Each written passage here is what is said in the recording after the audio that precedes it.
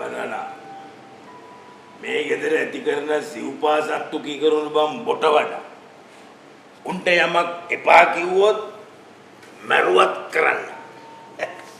දැන් බැලුවාම උඹ උන්ටත් වඩා අන්තයි. කියන්න යමක් තියෙන්න ඒක ෆෝන් එකෙන් කියන්න පුළුවන්කම තියෙද්දි මොන්න ඒකට මෙහාට දුවන් එනවද බං? ඊයේ පෙරේදා අපුලත් මම ওই කතාවම කිව්වා. දුවන් එන්න ඔයා උසි ගන්නන පරක්කුවට කිසිම හොඳක් නරකක් බලන්නේ නැතුව ඔයා පෙන්නන මිනිසුන් අපි හපා ගන්න හින්දා. අඩු ගානේ ඒකට යුතුයකමක් විදිහට සලකලවත්. මේ ගෙදර ඇති කරන සතුන්ට කරන යුතුයකම් ටිකවත් අපිට කරන්න. දැන් බොලාට මොකද්ද මගේ අරුණ යුතුයකම?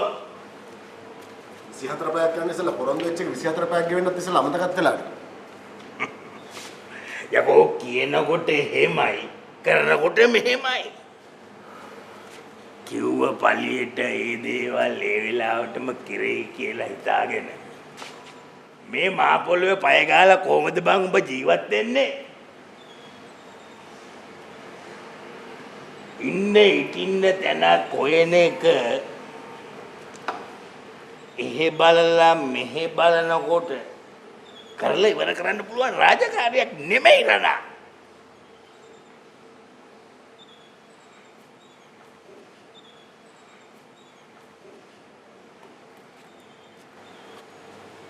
බඩගේකුත් ඕනේ. ඒක පේන දෙක් මානේ තියෙන්නත් ඕනේ. ඒකට හරියන ආරක්ෂාවකුත් ඕනේ. එහෙම කෙවල් පක් ගාලා මවන්නේද බං?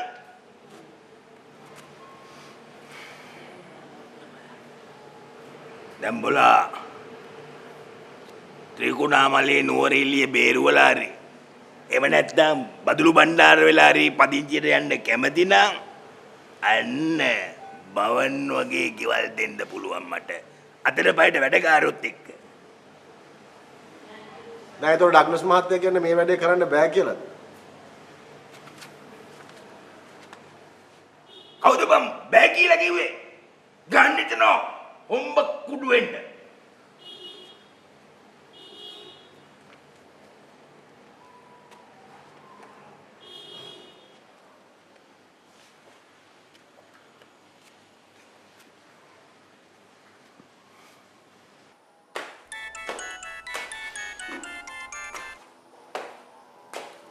ඔඩගි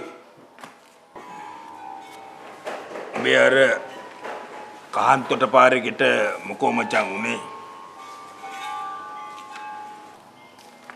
ඒක ඉතින් තිබිච්ච විදිහටම තියෙනවා. මොකෝ ඩගිට හිටිය ගමන් මගේ ගේ මතක් වුණේ. මෙන්න මේ මං හදා කියාගත්ත ළමයෙකුට ගයක් හොයනවා මචං.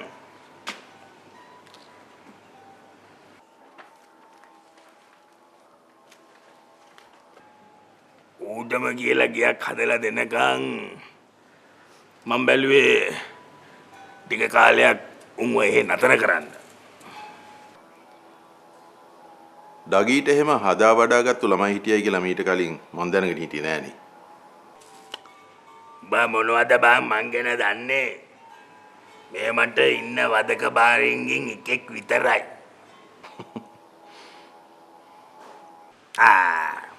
දැන් ඒ කතාව පැත්තකින් තියන්කෝ. දැන් ඔය ගේ තියෙන්නේ බඩුත් එක්කමද? ඕක මචං ඉතින් අපි ටික දවසක් හිටිය තැනනේ.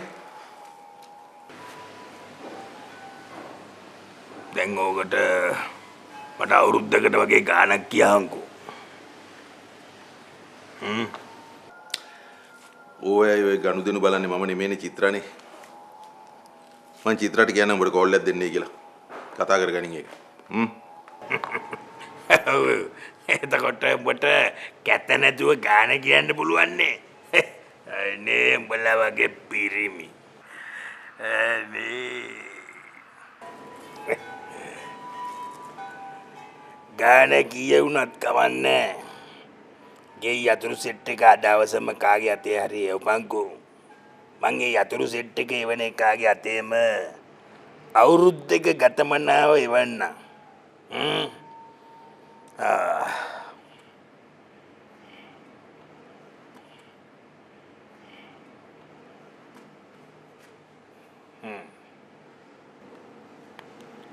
මං ඔය පංගරාතු කරන ගෙදර අවුරුද්දක් ඉන්න පුළුවන්.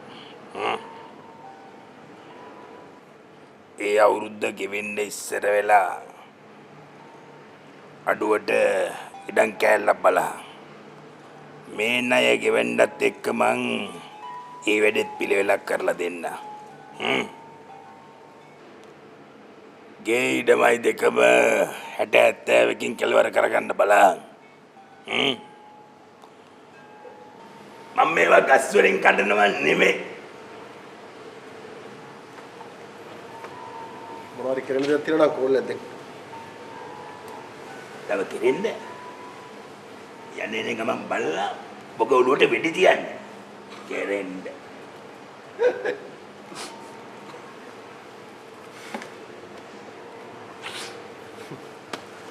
ඔබ hina වෙනකොට නෙල්සෝ අඬනවා වගේ පේන්නේ. මම අඬනකොට කොහොමද ඒත් දන්නේ නැහැ නේ. ඒ අඬනකොට බලාගමු.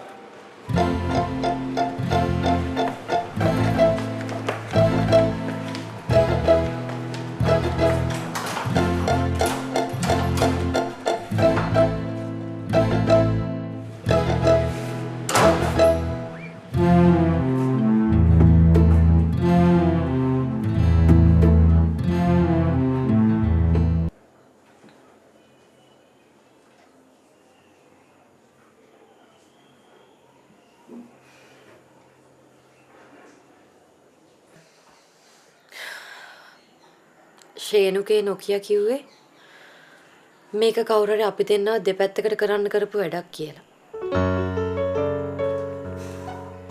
මේ 6-4ක් නොදන්න දරුවෙකුට කෝල් එකක් දීලා කොහොමද එහෙම වැඩක් කරන්නේ? එහෙමනම් ඔය කතා කරන කෙනා කවුරු වුණත් කතා කරන්න ඕනි එක්ක ශේනුකයිලා අම්මට එහෙම නැත්නම් තාත්තට. ශේනුකව මගෙන් ඈත් කරන්න පුළුවන් ලේසිම හොඳම විදිහ දරුවට මාව එපා කරන එක කියලා කාට හරි හිතුණ වෙන්න බැයිද නංගි? ඔයා ඔය වහෙන් ඔරෝ කියන්නේ මේක කිත්තගේ වැඩක් කියලාද? ඇයි? එහෙම වෙන්න බැයිද? නිකම් මනස් ගාතවලට දාගන්න එපා අක්කා. කිත්ත කියන්නේ එච්චර දුර හිතන්න පුළුවන් මනුස්සයෙක්ද? ඒ මනුස්සයාට ඔය දෙන්නව දෙපැත්තකට කරන්න ඕන නම් ඔය එන මග රැකලා ඉඳලා ෂේනුකයිගේ 4 හන්දි කඩයි. එහෙම නැත්නම් ඔය දෙන්නගේ සම්බන්ධය නතර කරන්න ෂේනුකයියට දින දෙයි. දින දීලත් නොකළොත් ආයෙ මං අර ඉස්සෙල්ලා ගියපු වැඩේ කරයි. ඔච්චර තමයි.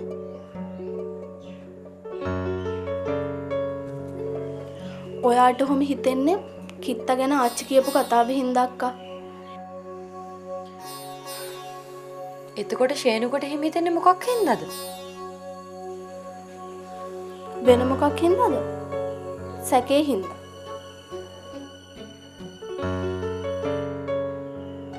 ඔයා මොන දේ කොහොම කිව්වත් ඔයා ගෙවල් සියේ රණාගේ නංගි කියන එක එයාගේ හිතේ තැනක හැමදාම තියෙනවා අක්කා.